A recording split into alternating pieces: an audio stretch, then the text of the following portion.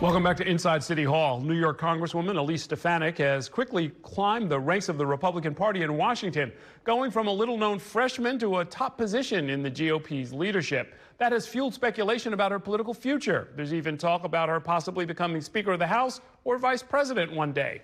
Washington, D.C. Bureau reporter Kevin Frey has his final report in our series looking at Stefanik's rise to power. With Canada to the north and the west, the border is part of life in New York's North Country.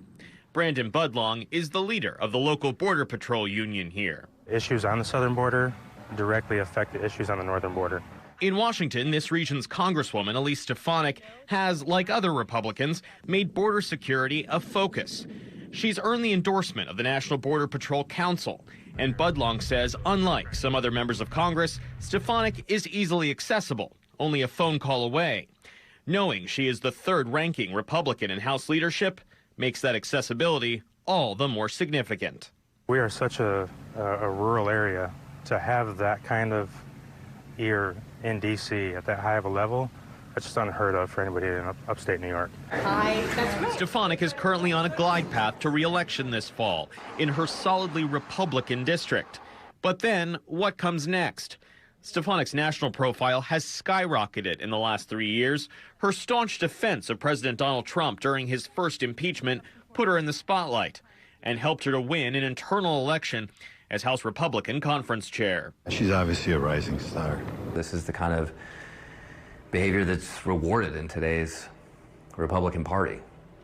But at what cost?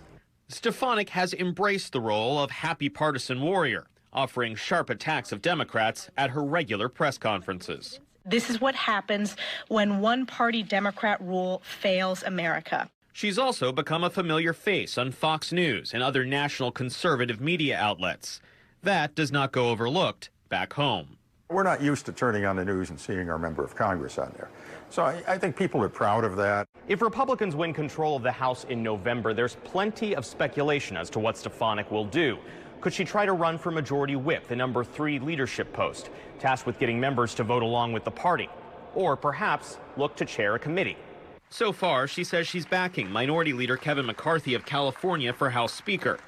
She reportedly mulled a bid for New York governor this year, ultimately opting to seek re-election to Congress, a sign she sees her future, at least for the time being, in Washington.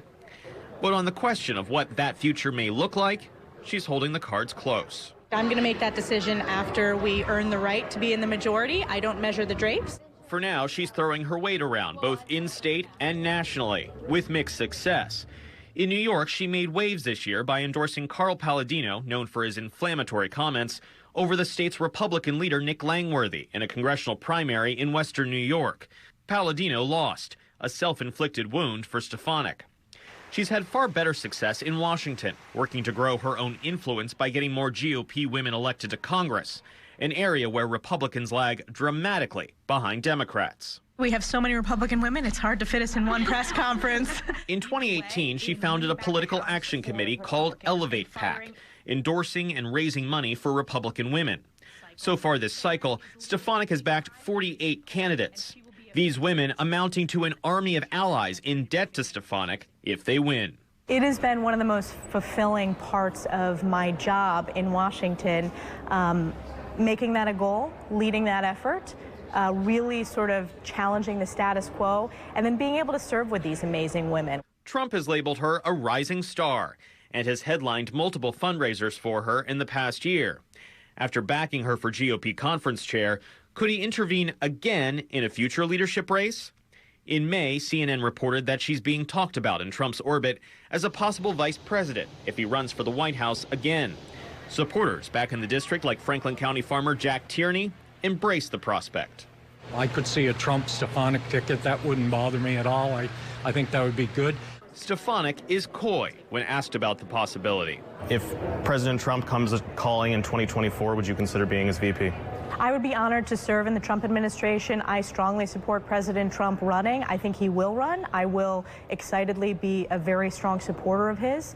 That she's even being talked about for a national ticket, though, shows just how far Stefanik has traveled after entering Congress less than 8 years ago. So you see, Errol, not necessarily willing to answer that question one way or the other on that vice presidential speculation. I did want to highlight one other comment we've seen about Stefanik's rise from a Republican from Virginia. She used to be in Congress, no longer serves there, but joined Congress alongside Stefanik in 2015, Congresswoman Barbara Comstock. And she argues that what Stefanik has done with her career, particularly embracing Trump, will catch up with her and that it will not end well. Interesting prediction.